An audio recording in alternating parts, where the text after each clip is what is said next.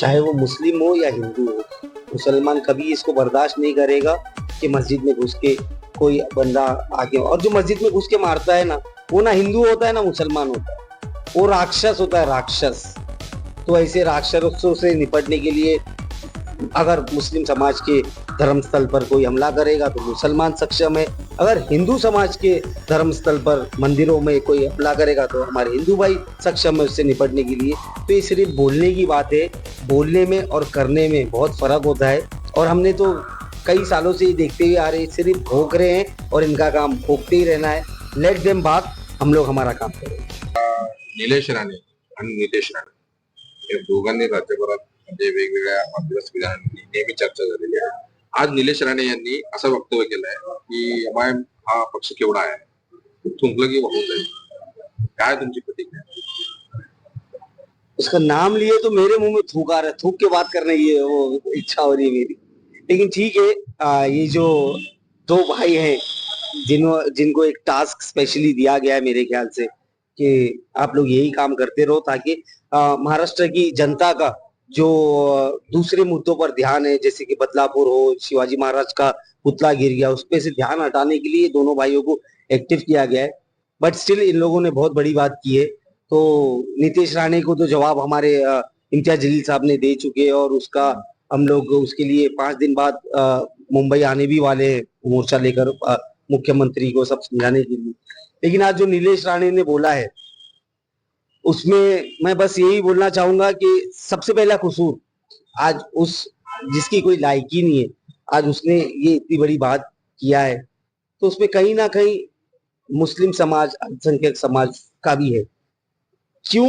क्योंकि अगर आप लोग एमआईएम के पीछे पूरी ताकत से खड़े रहते और अपनी ताकत दिखाते तो आज उसकी हिम्मत नहीं होती ऐसी बात करने की। लेकिन ठीक है, आप भी पॉलिटिक्स में हो, मैं भी, हम लोग सभी, एमआईएम स्टिल लड़ रही है। आने वाले इलेक्शन में इस नीतीश राणे को हम लोग बखूबी जवाब देंगे। और ये जो थूकने की बात कर रहा है, थूकना तो बहुत दूर की बात है।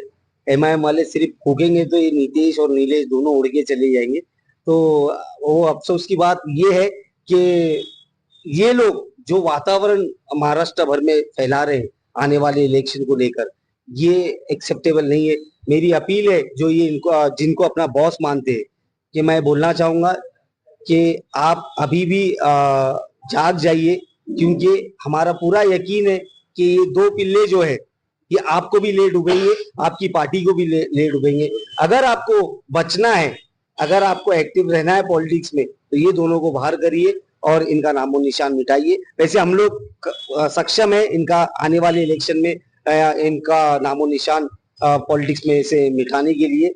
और मैं ओपन चैलेंज आज नीलेश राणे को ये कर रहा हूँ जो थूकने की बात कर रहा है, कि अगर तू अपने आप को इतना ही ताकतवर समझता है और अपने थूक में इतनी ताकत समझता है, तो फारूक शाब्दी ने आज ये सोच दिया है कि वो बैरिस्टर असदुद्दीन ओवैसी साहब और इम्तियाज जलील साहब से ये बात करेगा और मांग करेगा, रिक्वेस्ट करेगा उनको कि जहां से नीलेश राणे इलेक्शन लड़ रहा है, आमदारगी का अगर लड़ रहा है, वहां से मुझे टिकट दे।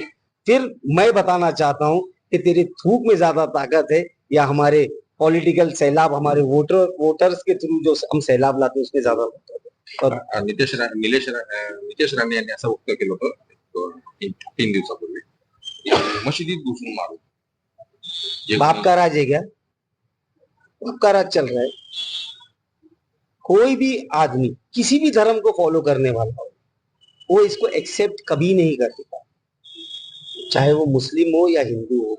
मुसलमान कभी इसको बर्दाश्त नहीं करेगा कि मस्जिद में घुस के कोई बंदा आके, और जो मस्जिद में घुस के मारता है ना, वो ना हिंदू होता है ना मुसलमान होता है, वो राक्षस होता है, राक्षस।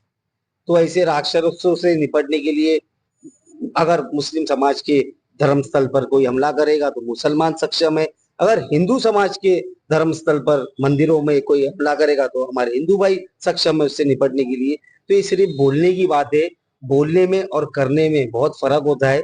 और हमने तो कई सालों से ये देखते हुए आ रहे, सिर्फ भोंक रहे हैं और इनका काम भोंकते ही रहना है। लेट देम भाग, हम लोग हमारा काम करेंगे।